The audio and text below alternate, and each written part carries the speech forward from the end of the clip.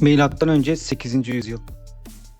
Anadolu'nun tam kalbinde geniş bozkırların ve verimli vadilerin arasında yükselen güçlü bir krallık var. Frigler. Friglerin başkenti Gordion'du. Bugün Ankara'nın yaklaşık 90 kilometre güneybatısında bulunan bu şehir yalnızca siyasi bir merkez değil, aynı zamanda sanatın, ticaretin ve mühendisliğin de kalbiydi. Ancak Frigleri yalnızca başkentleriyle tanımak büyük bir hata olur. Onlar Anadolu'nun kaderini değiştiren, kendilerinden sonra gelen Lidyalıları, Persleri, Helenistik krallıkları ve hatta Romalıları etkileyen güçlü bir krallıktı. Ne var ki bugün Frigler dendiğinde çoğu insanın aklına yalnızca tek bir isim geliyor. Kral Midas. Altına dönüşen dokunuşu, eşek kulakları ve çocuk masallarına konu olmuş efsaneler. Fakat gerçek tarih efsanelerden çok daha etkileyici. Çünkü gerçek Midas masallardaki gibi büyülü güçlere sahip bir kral değil. Asur krallarıyla diplomatik ilişkiler kuran, Anadolu'nun en güçlü devletlerinden birini yöneten tarihi bir hükümdar.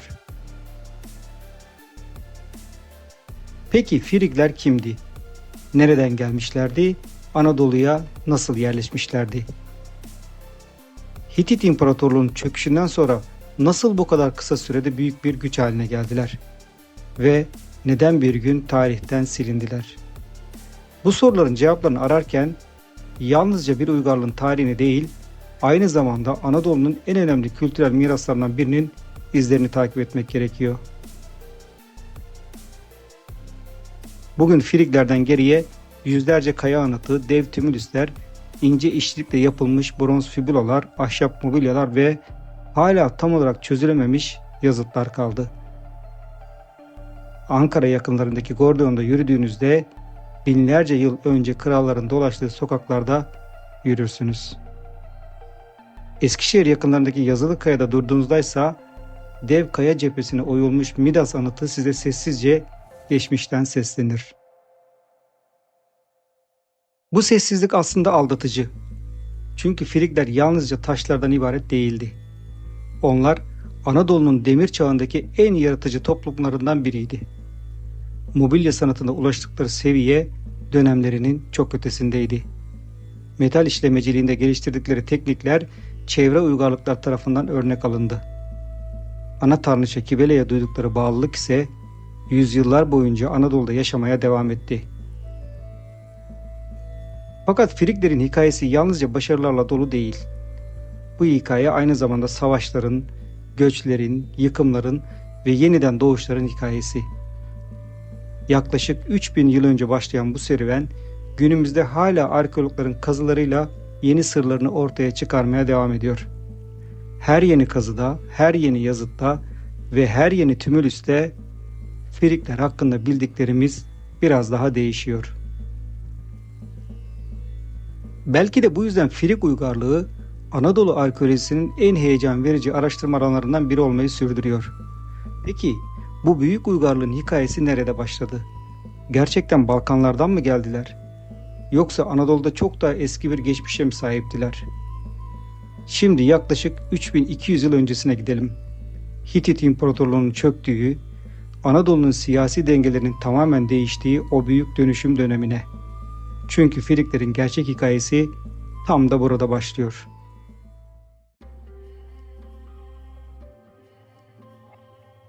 Frigleri anlayabilmek için önce Anadolu'nun en büyük imparatorluklarından birinin nasıl çöktüğünü görmemiz gerekiyor. Çünkü Frig Krallığı Hitit İmparatorluğu'nun küllerinden doğmuştur. Milattan önce 13. yüzyılın sonlarına doğru Yakın Doğu, tarihinin en büyük krizlerinden biriyle karşı karşıya kaldı.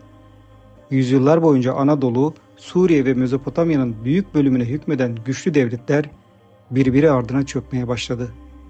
Tarihçiler bu dönemi bugün Geç Tunç Çağı çöküş olarak adlandırıyor.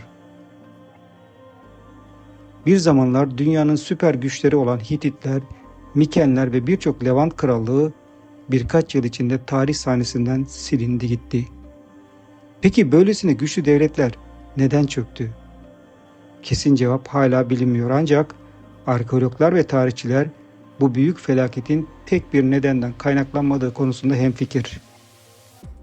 Kuraklık, kıtlık, iç isyanlar, ticaret yollarının çökmesi, depremler ve tarih kitaplarında sıkça adı geçen deniz kavimleri göçü. Bütün bu olaylar birbirini tetikleyerek Yakın Doğu'nun siyasi düzenini tamamen değiştirdi. Bu karmaşa içerisinde en ağır darbeyi alan devletlerden biri Hitit İmparatorluğu oldu. Başkent Hattuşa terk edildi. Saraylar yakıldı, arşivler yok edildi. Yüzlerce yıllık merkezi yönetim birkaç yıl içerisinde çöktü. Ancak büyük imparatorlukların yıkılması her zaman yeni güçlerin doğmasına da zemin hazırlar.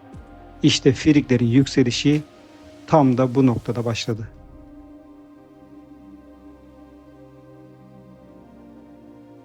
Peki Frigler gerçekten nereden geldi?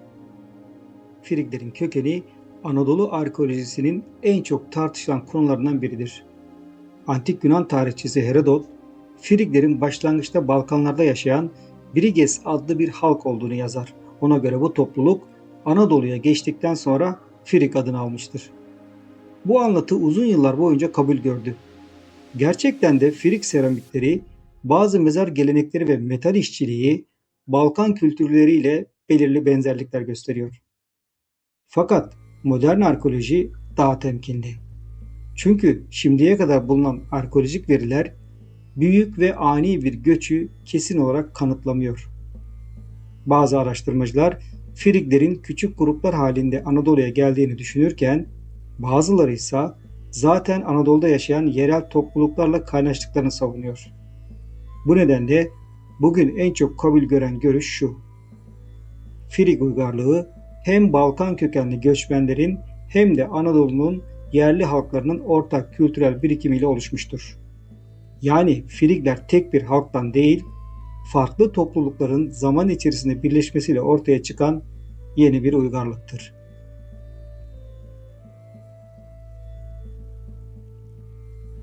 Frigler hakkındaki önemli bilgileri sadece Yunan kaynaklarından almıyoruz.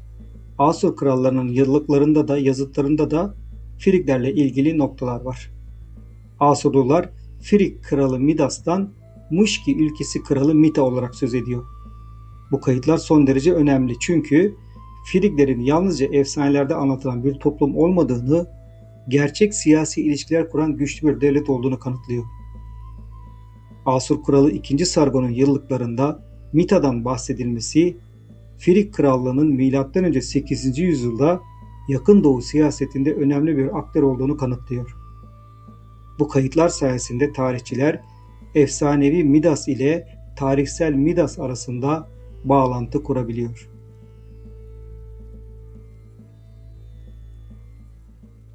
Hitit İmparatorluğu'nun çökmesiyle Anadolu'da büyük bir otorite boşluğu oluştu.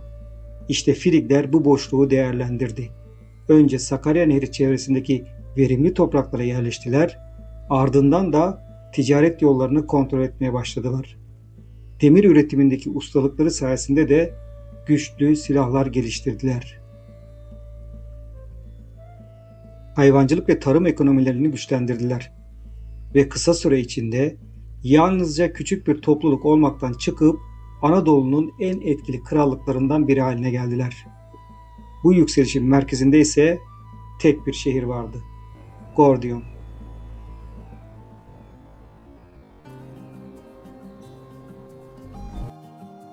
Sakarya Nehri kıyısında kurulan Gordion, yalnızca Frig krallarının başkenti değildi. Burası kralların tahta çıktığı, tüccarların buluştuğu ve tarihin en ünlü düğümünün ortaya çıktığı şehirdi. Anadolu'nun ortasında Sakarya Nehri'nin kıvrımları arasında yükselen bir şehir. Bugün sessiz toprak yığınları ve arkeolojik kalıntılarla temsil edilen bu yer, yaklaşık 3000 yıl önce Anadolu'nun en canlı merkezlerinden biriydi. Burası Gordion. Frig Krallığı'nın başkenti, kralların yaşadığı şehir ve antik dünyanın en önemli ticaret merkezlerinden biri. Gordion'un seçildiği yer tesadüf değil. Şehir, Sakarya Nehri'nin sağladığı su kaynaklarına yakın. Verimli ovalar tarımı destekliyor. Çevredeki tepelerse doğal savunma avantajı sağlıyor. Ayrıca Anadolu'nun doğusu ile batısını birbirine bağlayan ticaret yolları tam bu bölgeden geçiyor. Bu nedenle Gordiyon yalnızca siyasi bir merkez değil, aynı zamanda ekonomik gücün de kalbi. Bugün yapılan kazılar gösteriyor ki Frigler şehir planlamasında dönemlerinin oldukça ilerisindeydi. Şehrin merkezinde büyük bir kale yükseliyordu. Kalın taş temeller üzerine inşa edilen surlar kilometrelerce uzanıyor ve başkenti dış saldırılardan koruyordu. Aslında bu surlar yalnızca savunma amacı taşımıyordu. Aynı zamanda Frig krallığının gücünü de simgeliyordu.